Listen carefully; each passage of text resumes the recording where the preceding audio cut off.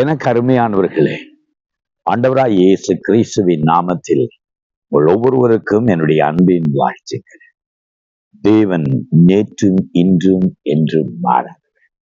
அவர் இருந்தவராகவே இருக்கிறார்.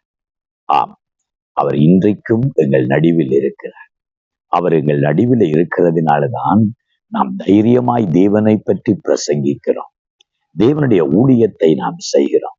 நம்முடைய தேவன் வல்லமையான தேவன். நம்முடைய தேவன் அற்புதத்தின் தேவன். அவருடைய கிரியைகள் இன்னும் மாறவில்லை. அவர் இன்றைக்கும் கிரியை செய்கிறார். கடந்த நாட்களில நாங்கள் நீலாவணை பகுதியில கூட்டங்களை வைத்த போது அநேகரை தேவன் தொட்டு சுகமாக்கின அநேக சாட்சிகளை கேட்டோம். ஆம், தேவன் இன்றைக்கும் அற்புதங்களை செய்கிறார். உங்கள் வாழ்க்கையில ஒரு அற்புதத்தை தேவன் செய்ய முடியும். எப்பேற்பட்டதான சூழ்நிலையில் நீங்கள் நின்றால், எப்பேற்பட்ட வியாதிகளில் நின்றாலும், எப்பேற்பட்டதான போராட்டமான நிலையில நின்றாலும், உங்கள் தேவனாகிய கர்த்தர் உங்களுக்கு அற்புதத்தை செய்ய அவரால் கூடும். ஆம், இன்றைக்கும் இயேசு அற்புதங்களை செய்கிறதுனால்தான் குருடர் பார்வை அடைகிறார்கள், செவிடர் கேட்கிறார்கள், ஊமைகள் பேசுகிறார்கள், நொண்டிகள் நடக்கிறார்கள், கட்டப்பட்டவர்கள் கட்டவிழ்க்கப்படுகிறார்கள், அடிமைத்தனத்திலிருந்து மக்கள் விடுதலை அடைகிறார்கள். அதே ஆண்டவர் உங்கள் வாழ்க்கையில அற்புதம் செய்ய மாட்டாரா? உங்கள் வாழ்க்கையில அதிசயம் செய்ய மாட்டாரா? இன்றைக்கும் ஆண்டவர் அதை உங்கள் வாழ்க்கையில நிறைவேற்ற வல்லவராயிருக்கிறார். நீங்கள் விசுவாசித்தால் அந்த தேவனுடைய மகிமை நீங்கள் காண்பீர்கள். ஆண்டவர் இயேசு கிறிஸ்து தம்முடைய ஜனங்கள் வாழ்வில் அற்புதத்தை செய்ய காரணம் என்ன தெரியுமா? தம்முடைய மகிமையே அவர் வெளிப்படுத்துகிறார். ஆம், யோவான் சுவிசேஷம் 2வது அதிகாரத்தில் நீங்கள் பார்த்தீங்கன்னா, இயேசு தம்முடைய ஊழியத்தை ஆரம்பிக்கிற போதே ஒரு அற்புதத்தோடு தான் ஆரம்பிக்கிறார். கானா என்கிற ஊரில ஒரு கல்யாண வீடு. அந்த வீட்டுல திடீரென்று திராட்சரசம் குறைந்து விட்டது. வீடே கலங்கி போயிட்டு. இன்றைக்கு நமக்கு சாப்பாடு எவ்வளவு முக்கியமோ அந்த நாட்களில் திராட்சரசம் அந்த வீட்டுக்கு முக்கியமாய் இருந்தது. ஜனங்கள் வருகிறவர்கள் வெறுமையாய் போய்விடுவார்களே, வருகிறவர்கள் ஏளனமாய் பேசி விடுவார்களே. ஒருவேளை அந்த வீட்டில் இருக்கிற எல்லாரும் கலங்கினார்கள். அந்த நேரத்தில தான் ஆண்டவர் இயேசு கிறிஸ்து அங்கு இருக்கிற ஜனங்கள் நடுவில் ஒரு அற்புதத்தை செய்தார். வெறும் தண்ணீர் என்பதற்கு நிறம் இல்லை, மனம் இல்லை, அதுக்கு எந்த சுவையும் இல்லை. அந்த தண்ணீரை எடுத்து கனிரசமாக மாற்றினார்.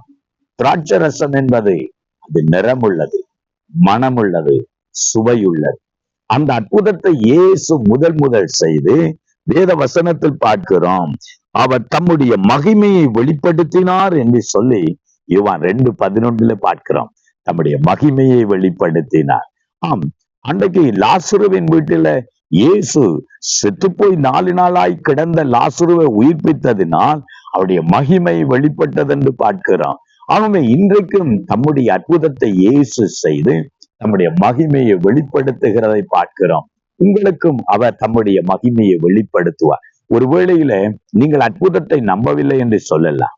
இன்னைக்கு இயேசு அற்புதம் செய்கிறார் என்றால் ஏன் வைத்தியசாலை என்று கேட்கிற பலர் உண்டு. ஆனாலும் வைத்தியத்துக்கு அப்பாலே, இயற்கைக்கு அப்பாலே தேவனுடைய வல்லமை உண்டு என்பதை மறந்துவிடக் கூடாது. அவர் அற்புதத்தை செய்ய காரணம் தெரியுமா? இன்னும் நான் ஜீவித்துக் கொண்டிருக்கிறேன். இன்றைக்கு நான் உயிரோடு இருந்து கொண்டிருக்கிறேன். இன்றைக்கும் என் ஊழியக்காரர்களுக்கு நான் செவி கொடுக்கிறேன். இன்றைக்கும் நான் உங்கள் நடுவிலே அசைவாடி கொண்டிருக்கிறேன் என்பதை நிரூபிப்பதற்காகவே தேவன் அற்புதங்களை செய்து கொண்டிருக்கிறார். எத்தனை அற்புதங்களை எங்களால் சொல்லக்கூடும். தேவன் இன்றைக்கும் செய்து கொண்டிருக்கிறார் என்றால் உங்கள் வாழ்க்கையில அற்புதத்தை செய்ய வரால முடியும். நீங்கள் ஒரு அற்புதத்துக்காய் காத்திருக்கிறீர்களா?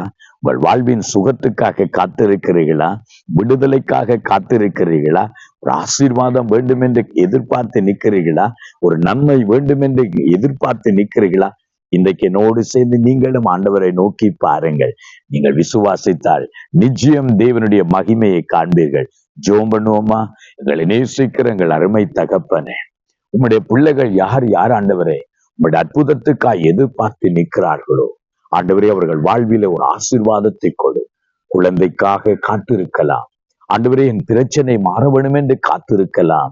ஆண்டவரே, என் கடன் தொல்லை மாற வேணும் என்று காத்திருக்கலாம். என் வியாதி படுக்கை மாற வேணும் என்று காத்திருக்கலாம். என் வாழ்க்கையில ஒரு ஆசீர்வாதம் வர வேணும் என்று காத்திருக்கலாம். உடைய பிள்ளைகள் யார் யார் அற்புதத்துக்காய் காத்திருக்கிறார்களோ, எதிர்பார்த்து நிற்கிறார்களோ, இன்றைக்கு அவர்கள் வாழ்விலே அற்புதம் நடப்பதாக.